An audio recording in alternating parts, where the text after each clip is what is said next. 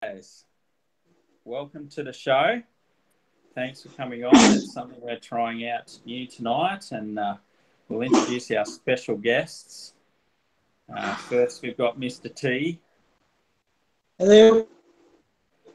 Everyone knows Jonathan Priest, and also our Iron Warriors champion, Nathan. You're echoing, Isaac. Oh, am I? Yeah. How you going, Nath? Good.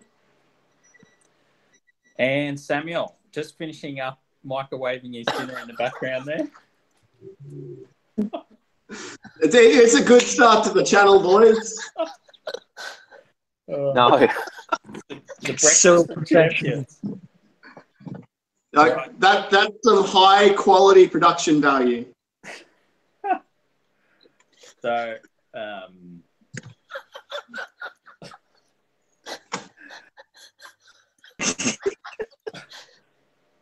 There's just giggles in the background.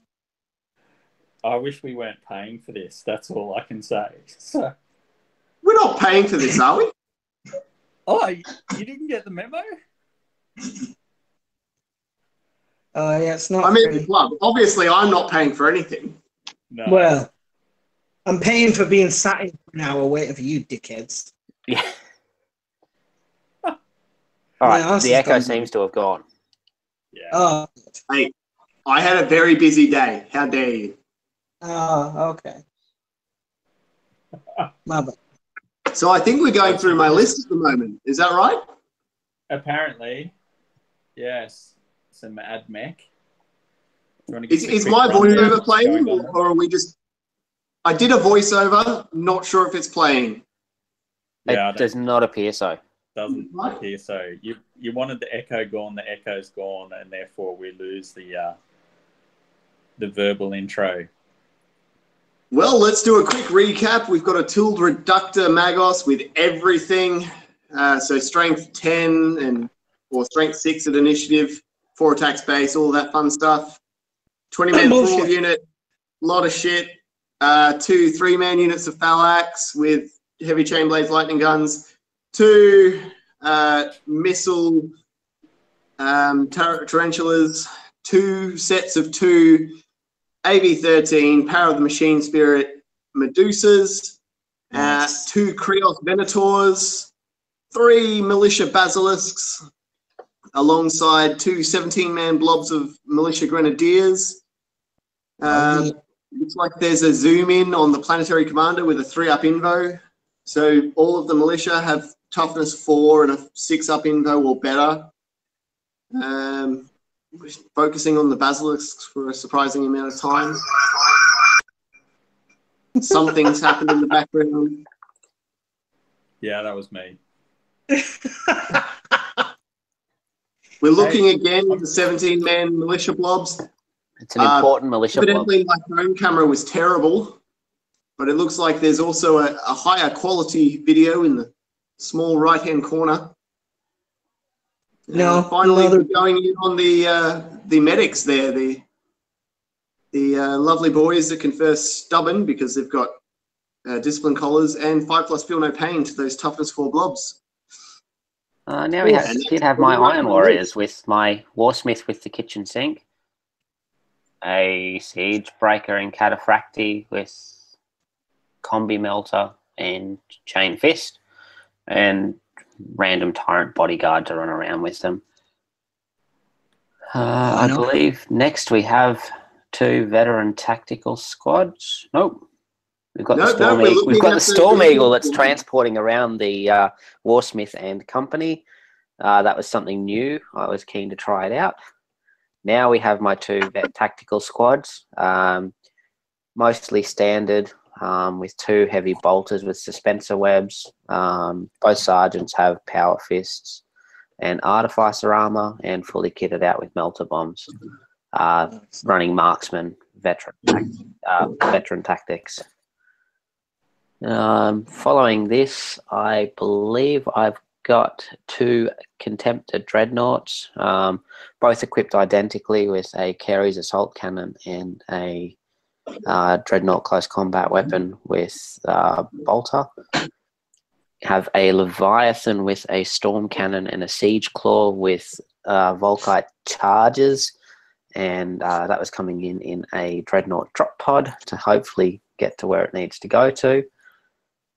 And finally, we have a Sicker and Arcus.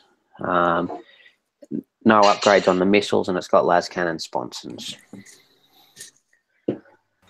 All right. What have we told you about doing that, Isaac?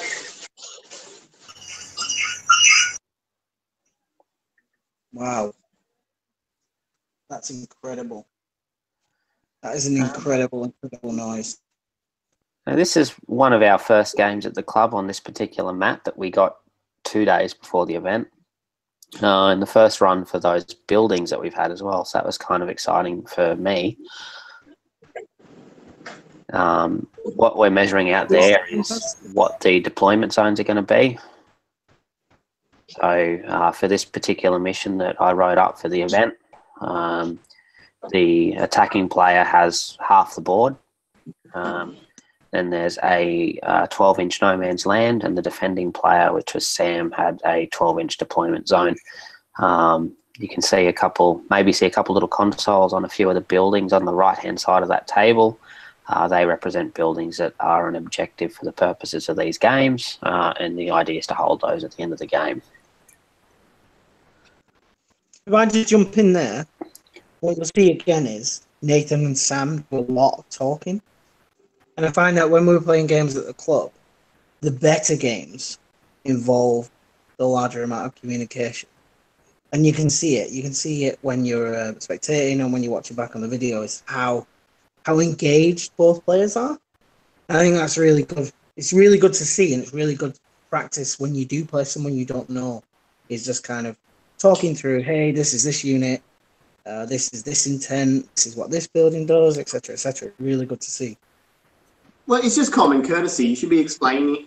I'm not saying explain every special rule.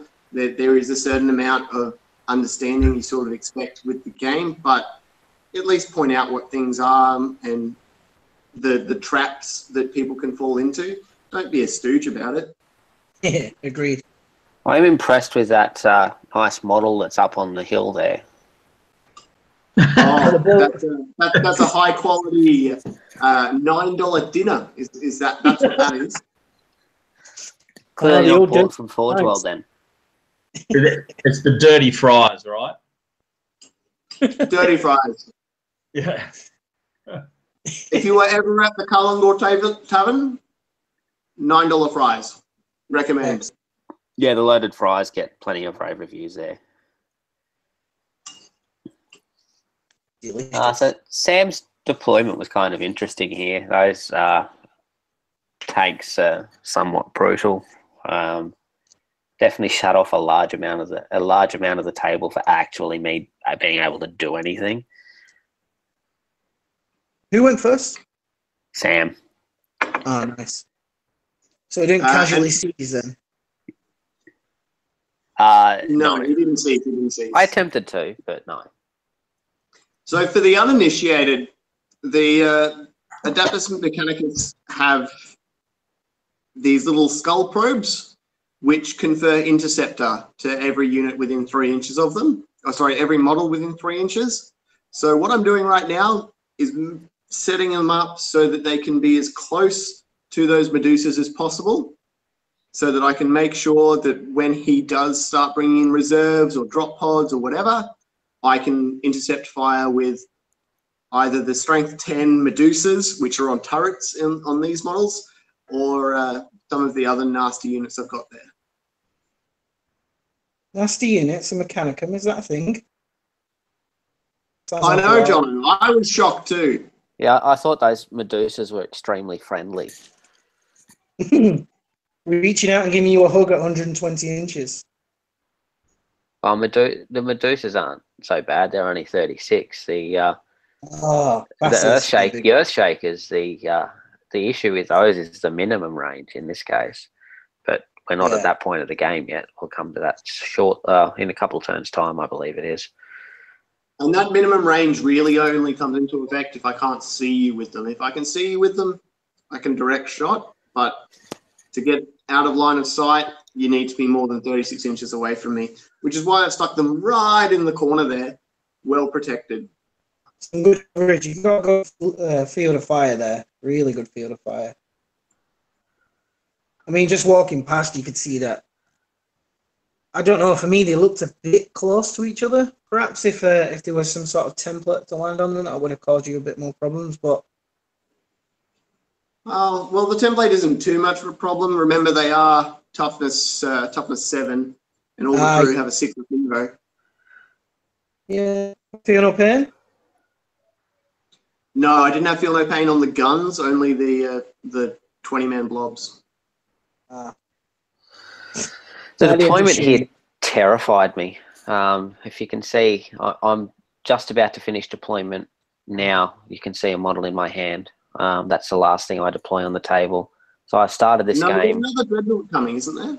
Yeah, that's in my hand there. So there's one at the far end behind the triangle building. Then I've got the one I'm just placing now, and then the Sicaran in the middle. That was all that I deployed against the army I was facing. It just terrified me to do it. But I figured to try and take on an army like what Sam was putting up, you needed to do something fairly high risk. So, yeah, look, I deployed how I did, and it went how it went. I've also been a bit here. Because it's hard not to get distracted, isn't it, by that glorious mat? Yes, Isaac, Yeah, we definitely. all very much appreciate the new mat. It's very nice. I loved it. Just the colour of it and everything. It stands out so well. I'm still not convinced it's great for a game like 40k. I think that you lose so much of the detail when you start putting things on the board, but it's a beautiful mat, very, very detailed, and I would love to use it for Battlefleet Gothic or Drop Fleet Commander or one of those other space games. Oh, yeah. I'm with you. Just a quick question, then. Looks like it's not a first turn. Would you put clear bases on it? Would this be a clear base map? You don't want to start that, Jono.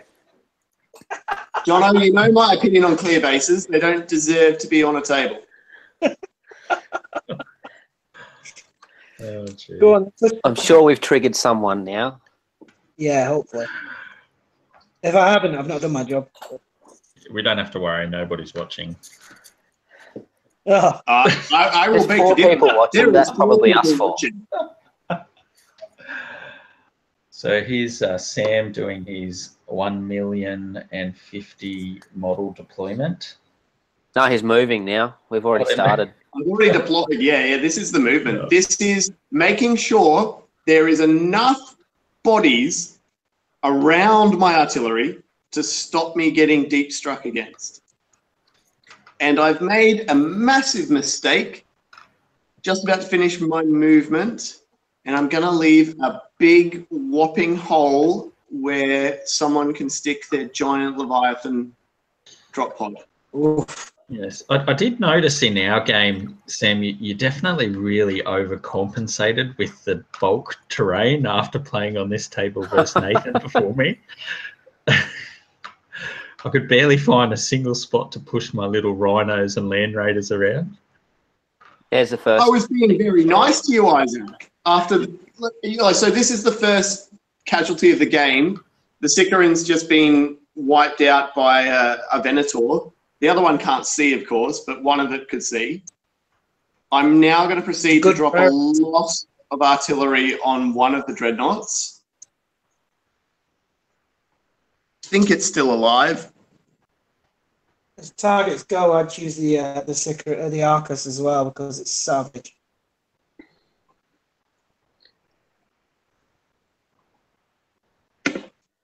Some people moan about the Arcus. It's not that overpowered. It's pretty good, but It's also pretty flimsy.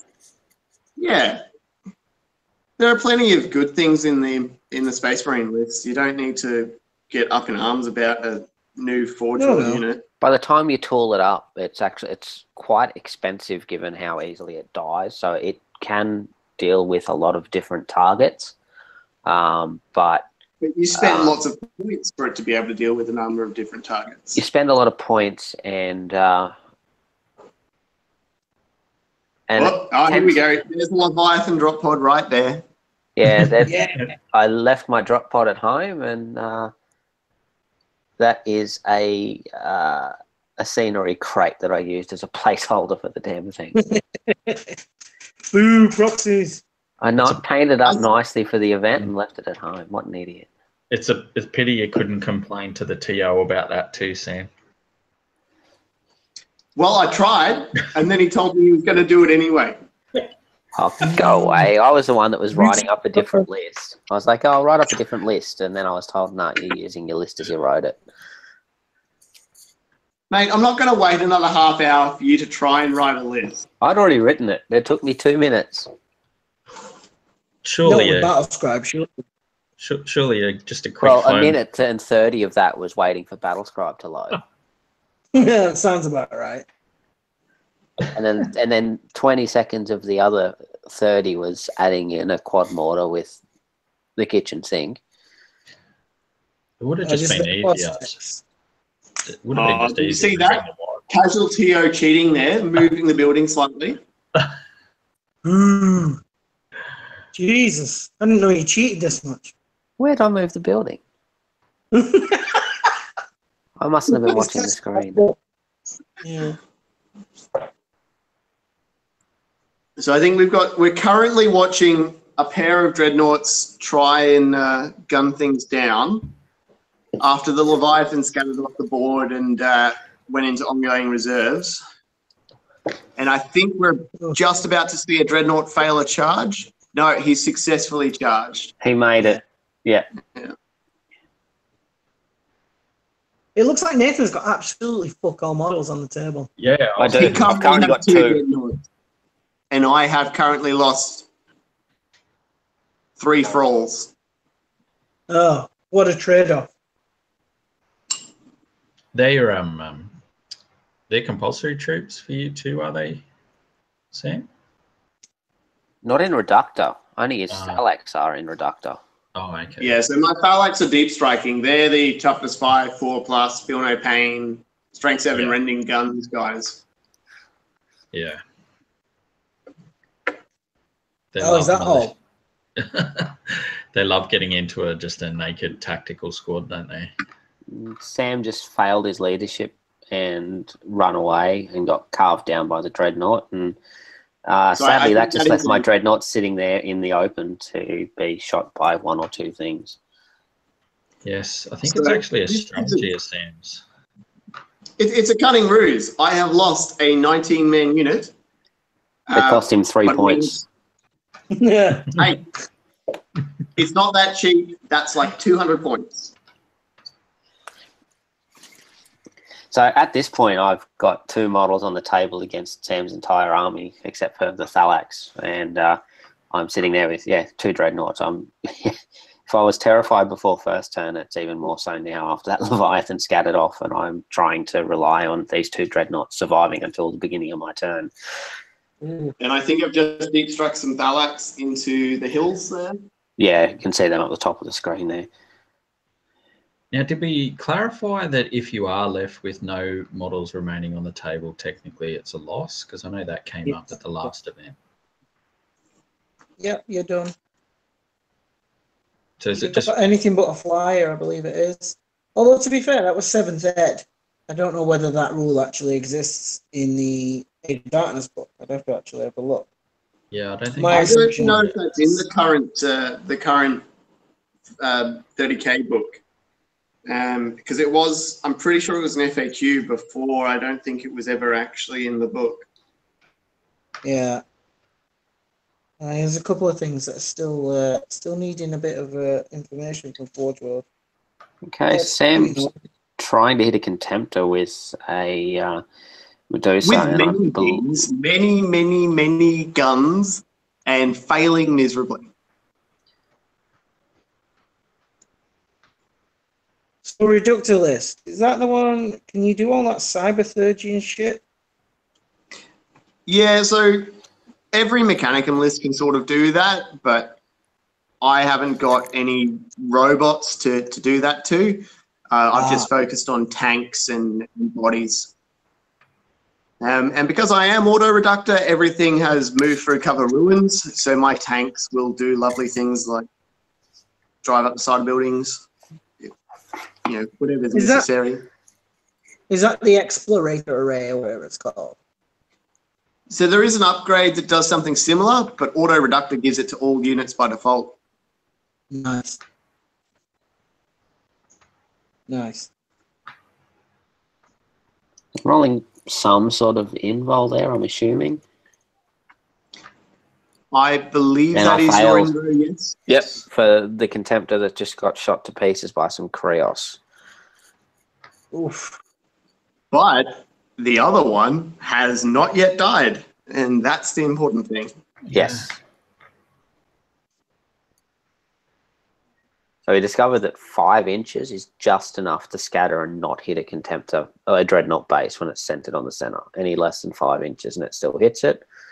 I think we were both expecting it to be a hit, and it didn't. So I was extremely lucky because that saved me about three hits on it, I believe. Sam kept on scattering just 5 inches off that Dreadnought. So It's weird, because you're really close to losing there, aren't you? Yep, 6 pieces of artillery shot at that Dreadnought. No, 7 pieces of artillery shot at that Dreadnought, and it somehow survived. Every single one missed. Wow. And I think those 2 missiles, the 2 Tarantula missiles, shot at it as well. They hit, but no, they might have put a hull point on it, but not anything more than that. So, all right, take 2 for the Leviathan. And now that I've lost my lovely screening blob, my artillery is about to meet Leviathan guns. Oof. Snippy Claw. Yeah, it's not really that frightening, as we find out here in a couple of minutes. It will be when you add that second one to the army, though, Nath. Yes. Although that won't have a drop pod unless I'm able to use this crate again. Solid no. You need some of those Anvilus pattern Dreadclaws. They can't hold a Leviathan. You need a... Oh, yeah, no, they can't either. They can take a Dreadnought, though. Yeah, you need either a Dreadclaw or a Dreadnought drop pod. Now, I'm trying to be sneaky and bring on some outflanking vets on the corner here. I'll see the folly of that in a second. So the lesson here is don't bring anything that is less than toughness 5 and doesn't have an invo in line of sight and range of intercepting cannons that are strength 10 AP2 large blasts. It's not a good time for anyone. Jesus. I think something I learnt in our game, Sam, was Jono would pre-warn me, be careful of the Interceptor, and I'd assumed the Interceptor worked on infiltrating. So when I took my mutable tactics, in hindsight, I probably would have rathered having infiltrate than the tank hunter. You know, I'd always thought it counted. Yeah. It is a good call. Because it works for. So it still affects you if you it'll affect you if you outflank, but if you're just infiltrating, no. But I also have a similar thing to an auger, the augury arrays or auger sweeps or whatever. So it's a pretty big amount of distance that you can't infiltrate next to me. But it works on range, though, isn't it? Like you have to be within so many inches or something of the Magos, and then it can make the other units have interceptor. Is that right? It's the Saber Ocularis, I believe, with Sam's army, which is something he purchases with the Magos.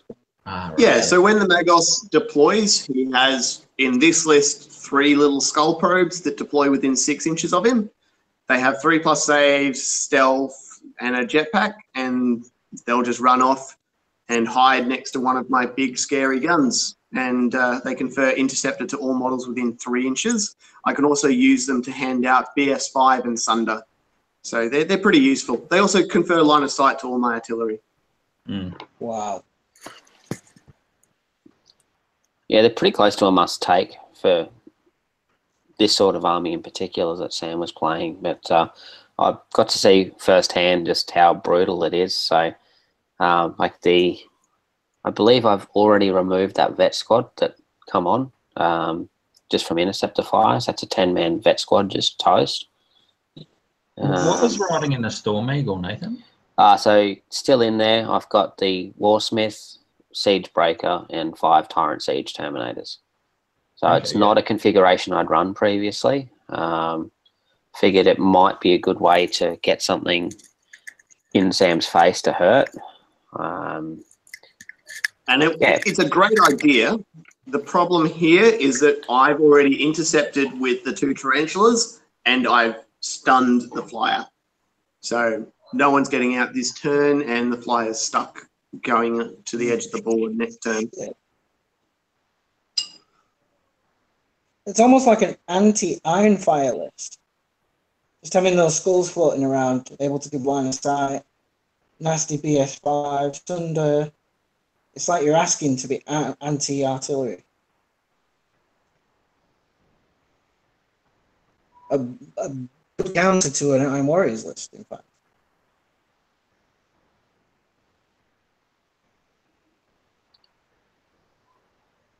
You were saying that your weakness was you didn't have enough anti-air, Sam. Yeah, so that's the biggest problem with this list. At the moment, in this configuration, I only have really 2 things that can shoot air, and that's the pair of tarantulas and a bit of a long shot, but the Krios, just because 8 shots can do a lot. Yeah, it's worth the speculation. And that's purely because you're using blast markers, isn't it, for the majority of them? Yeah. So as soon as the flyer lands, it's fair game, and I blow it up just like I would a Spartan or any other big heavy vehicle. But until it lands, it's a tough thing for me to try and deal with, particularly something as big and as well armed as that Storm Eagle. Yeah, it's cool. I still can't decide if I made a mistake here in not jinking with it. I thought I wanted to fire the guns with it. In hindsight, I'm thinking maybe the 50% chance of not getting stunned would have been nice, but easy to say in hindsight. Did you take? Well, the problem was you were stunned anyway, so you're firing snapshots anyway.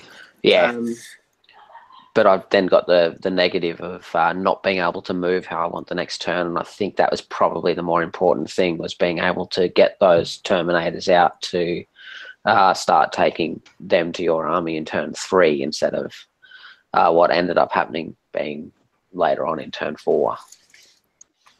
Yeah, and that's probably the biggest issue here, because if you'd been able to just turn that and deploy right into my Krios right now or right into those Medusas, it would have been a very different game. Yeah. Can it take ground tracking auguries? The Storm Eagle? Yeah. I'm not 100% sure. If it can, I didn't have it.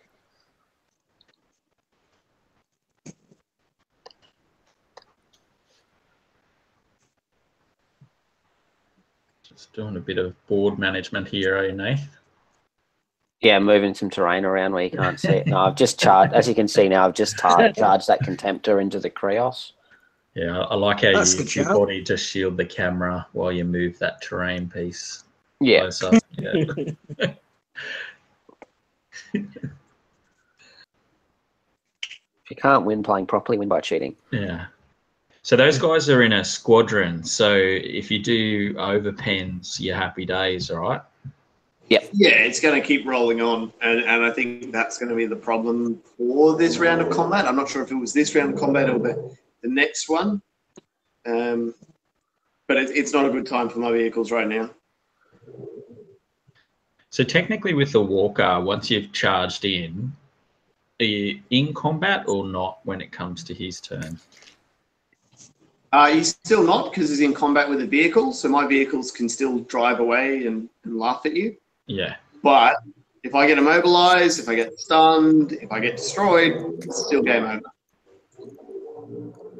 And if I'm still in base contact with that dreadnought at the combat phase of my turn, that dreadnought still gets to strike me. Yeah. Oh, you can't. I believe what happened here was I destroyed the first one, and one of the hits that rolled over onto the second one was either an immobilize or I think it might have been a stunned. I think it was a stunned. Shaken. No, I think it was a stunned, because I don't think I run away. I'm pretty sure I stay there and just take the snapshots. And I think if it was a shaken, I would have run away. I was going to say, that's auto hits then if you didn't move. No, you only auto hit if the vehicle is immobilized. Otherwise, it's treated as weapon skill 1. Mate, Nathan, that's terrible, taking cleavage shots of Sam while he's bending over the table. Terrible. Those have just been sold on eBay. Yeah. Not for much, but still. Not yet. They're still on auction. Oh. You can probably find them if you really wanted to. Another thing I noticed from this game, it's really nice when you've got two guys who generally know their rules. There's not a lot of referring to, rule books for clarification on things, except for the occasional list. I think list. Yeah, Sam. I think Nathan keeps jumping onto Tinder in between turns or something here. Yeah, I'm swiping left there. If you look closely. It's not Grinder. Oh, Grinder. No, not on a Sunday.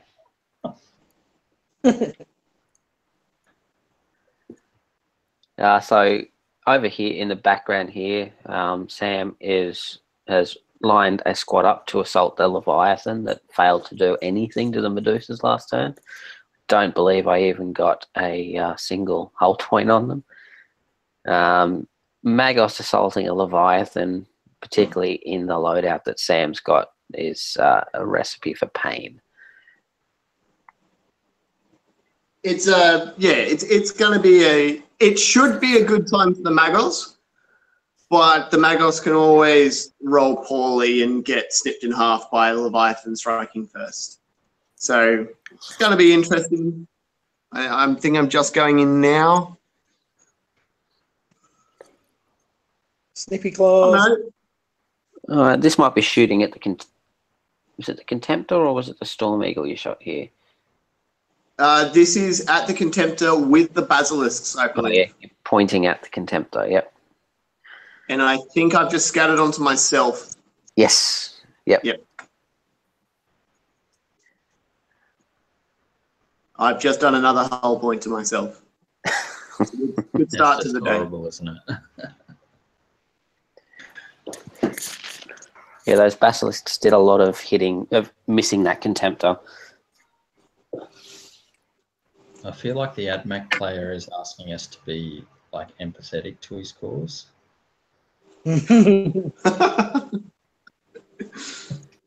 Oh no! Let's be honest, guys. You asked for this, and it came out. Yeah, true. And I just ended up being the sucker that said, okay. Yeah, I was going to say, there should have been a disclaimer at the beginning. Just remember that you both volunteered to play this army.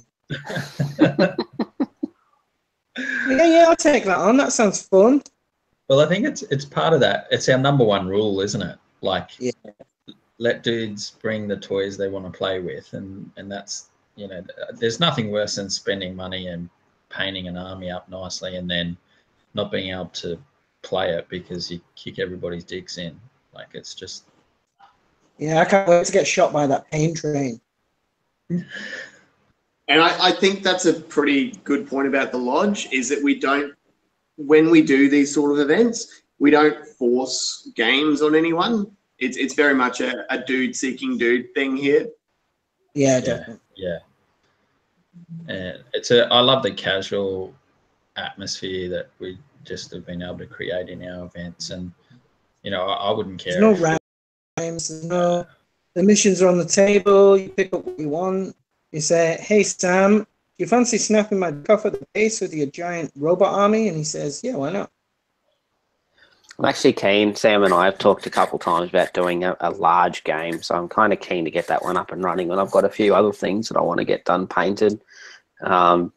Pretty sure I'll get completely reamed, but just being able to put all the cool stuff on or both of us put all the cool stuff on the table will be fun.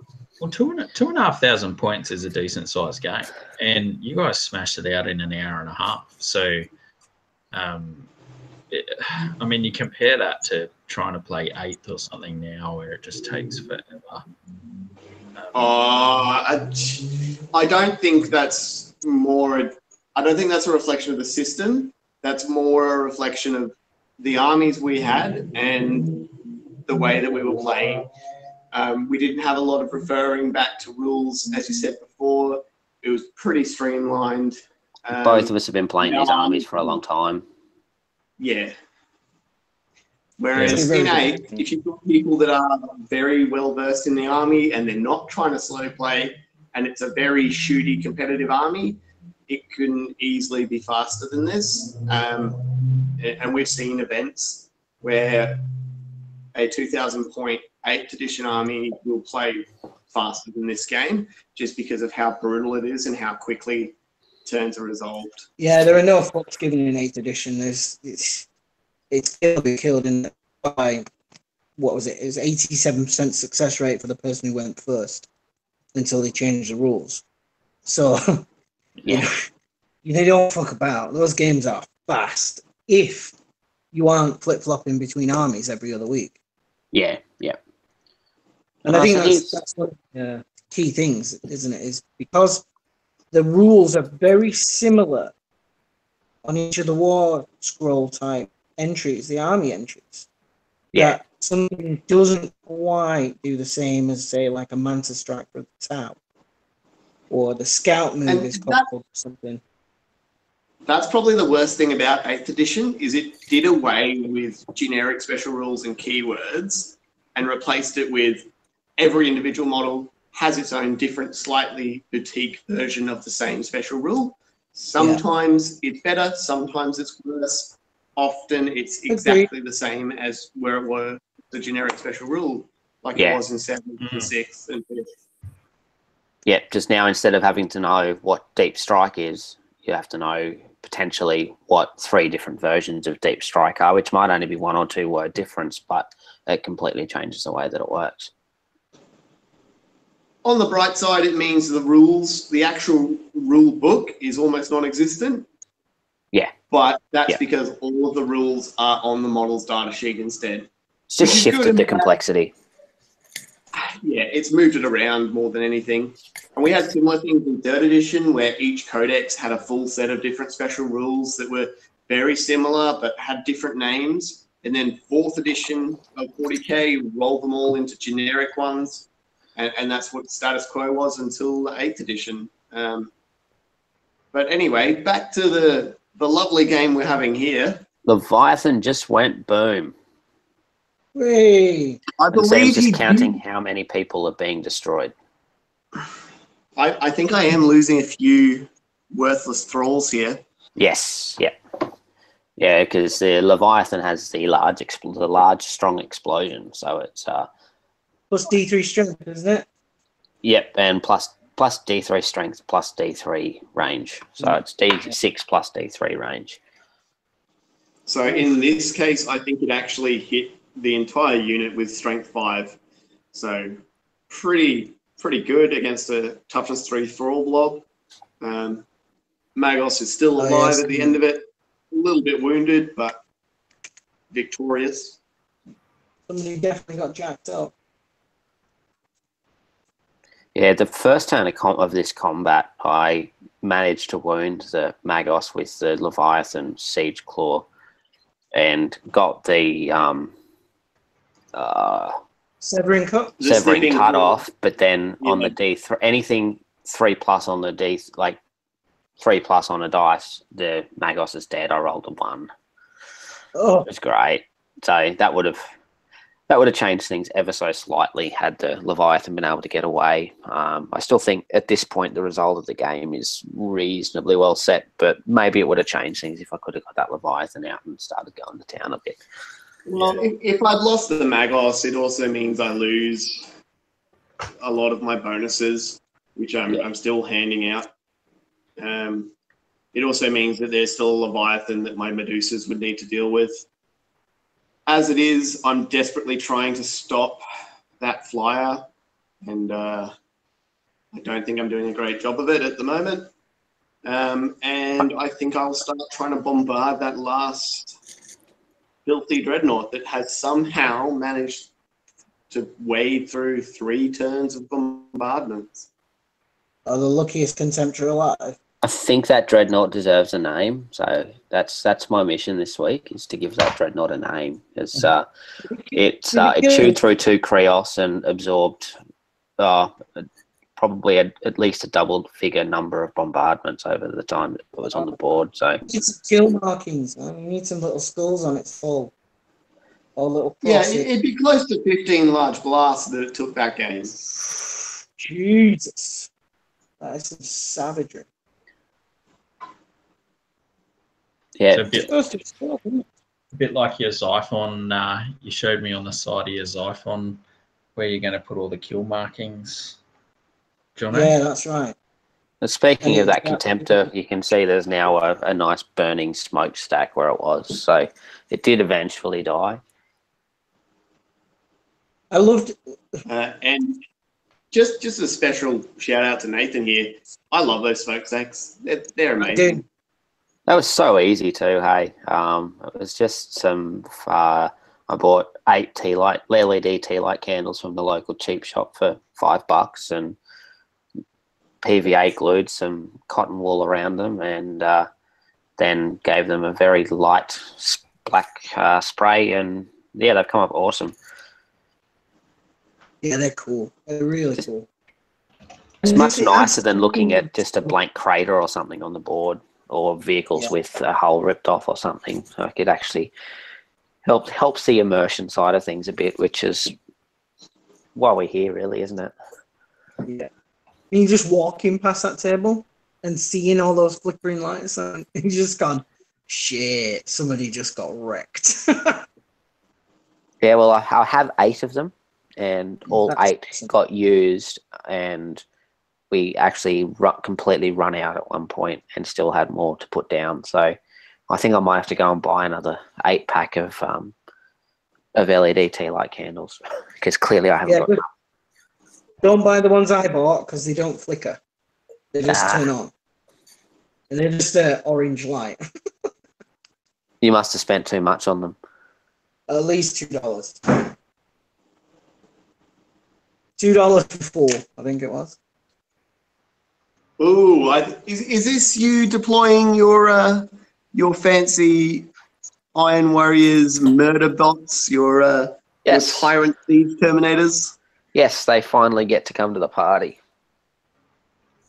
I'm just going to step away a second.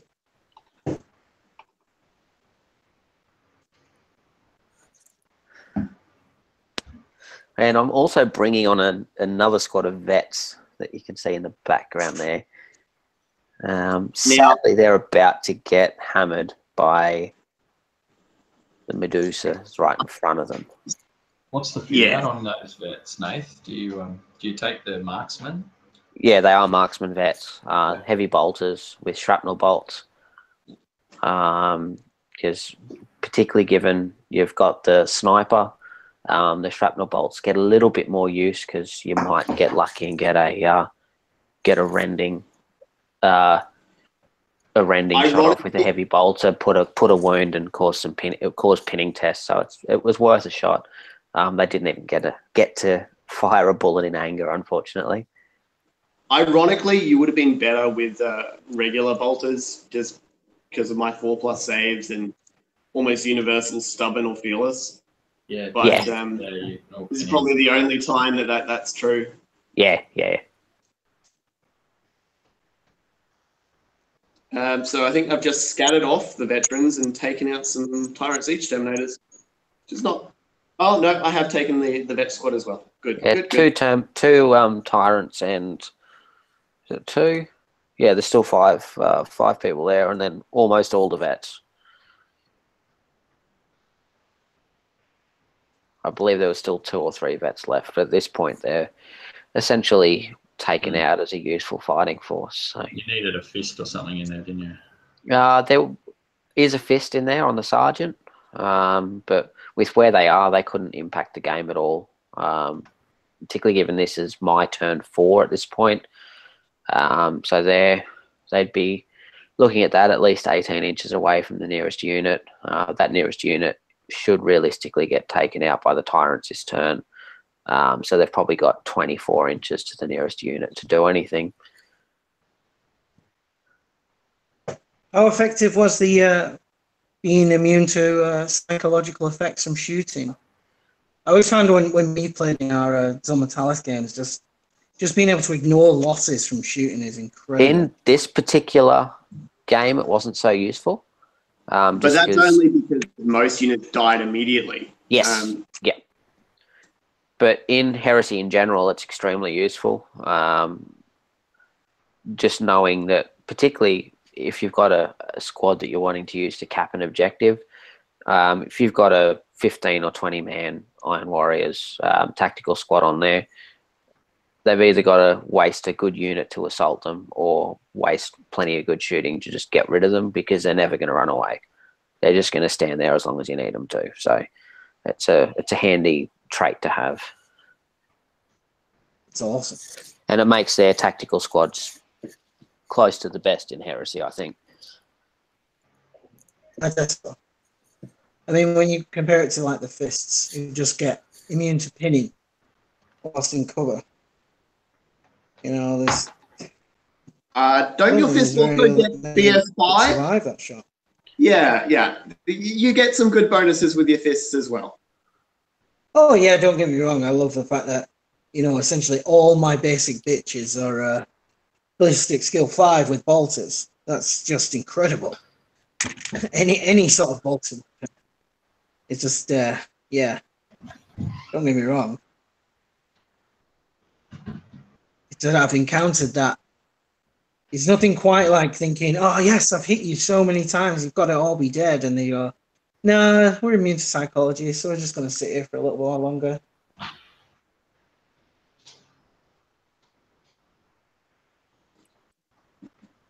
So I've now launched the tyrants into the Medusas in combat. Apparently my shooting was fairly poor here because I didn't even manage to take out one of them.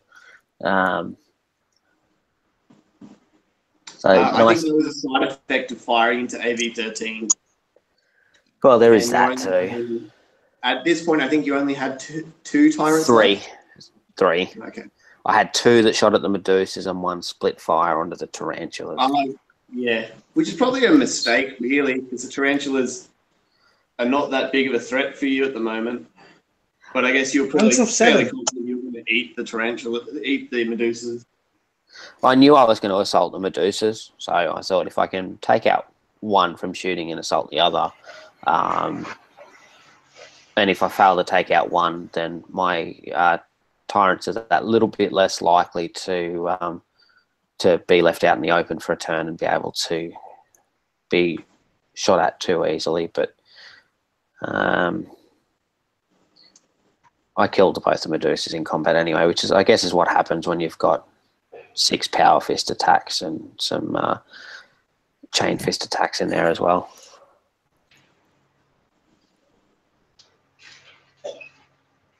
That's a good point. Well, it's a lot of high strength attacks. It's always going to wreck things.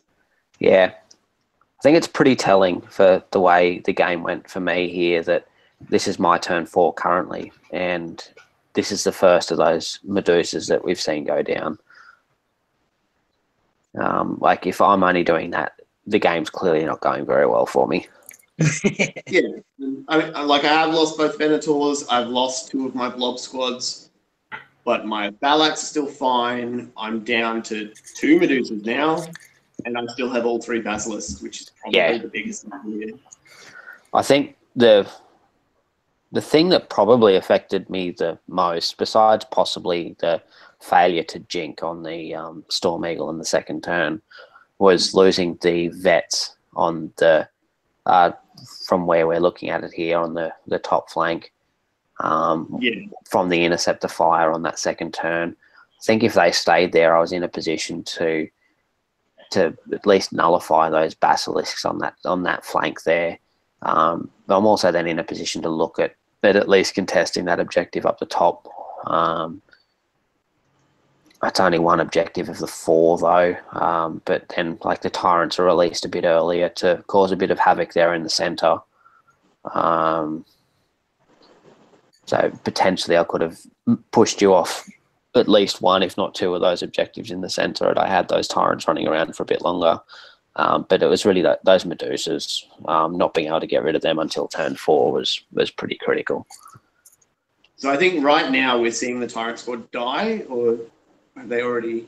I believe all of the tyrants are. When all the tyrants died this turn, the Warsmith and the Siege Breaker survived because in my turn they run up and assault the Militia squad that's sitting roughly where the Storm Eagle is now. And I think I'm just scattering off the Storm Eagle that is now in hover mode onto some of my dudes, but I think I am also damaging the Storm Eagle. Yeah, you didn't do enough to destroy it, but I believe you did put another hull point on it. Yeah, I'm changing the hull point on it, so clearly you did something to it. So did your tyrants just fail to arrive thanks to reserves, or? No, it was just they were in the Storm Eagle, so because the Storm Eagle got stunned in the second turn, or like for my third turn, I couldn't jump into hover mode and let them out. Oof. So had I done that jink, which I probably should have, I potentially could have got them out third turn. If I'm getting them out third turn, it may or may not have made a difference, but it would have potentially allowed them to make a bigger impact than they did.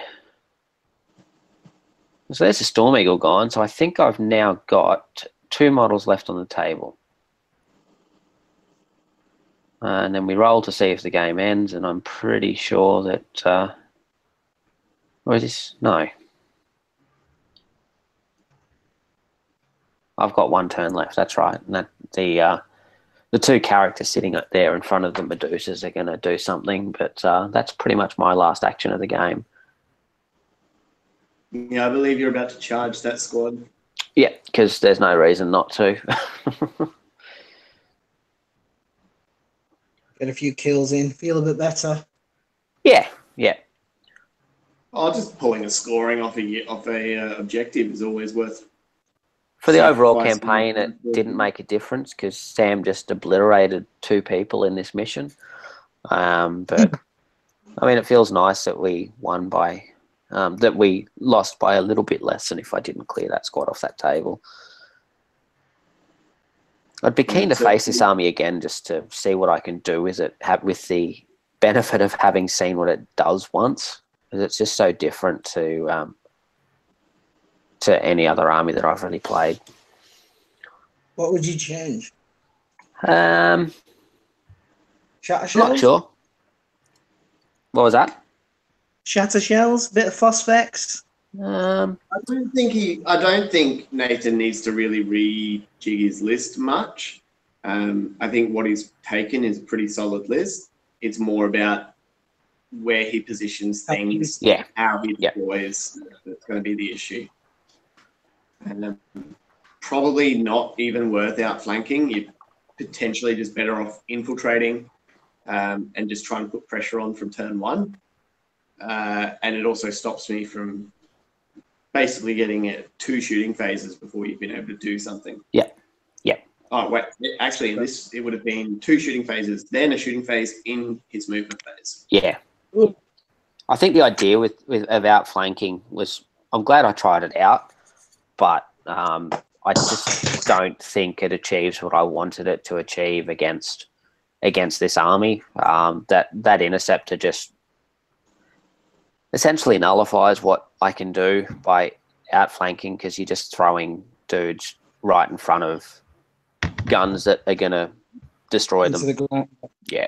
Particularly on a board like this, where it is so open. Yeah. And I think that's why I was so keen to have a more busy battlefield in the next game. Yeah. Yeah. So I believe that's where we just called the game. So yeah, I've ended with 2 models on the table, which have now been picked up. No, I think you've actually got 4 at the moment. Sorry, I've got those guys in the background. And your 3 veterans. Yeah. Yeah. Sam's drinking a nice long glass of salty tears. Yeah. He passed that jar to you, didn't he, Jono? He did. I was really salty. Saltiest I've ever been. Yeah, I've never seen you not enjoy a game before. It was crazy. Yeah, and that's it.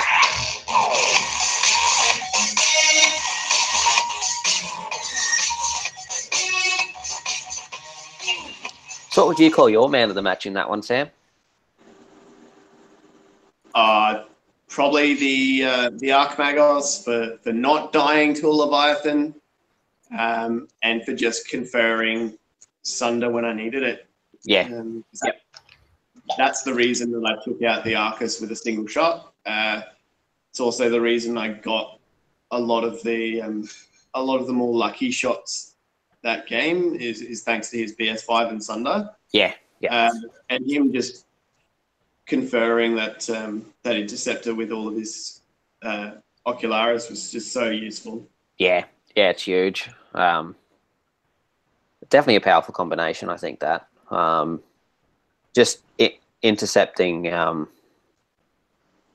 Intercepting strength 10 AP to artillery is just large blast artillery is savage. It just changes the way you can attempt to approach the game so much. And I'm surprised. I don't often see it at all. It's the first time I'd seen it, which made it so hard for me to try and work out how to face it. Effective, though. Really effective. Yeah, absolutely. Yeah, so we might wrap that one up. Thanks very much, guys, for coming on and doing this first live broadcast. I think it's something that's it's a little bit different. It's quite enjoyable, and stay tuned, and we'll catch it all online for the next one. Thanks very much, guys. Thanks, guys. Thanks, guys.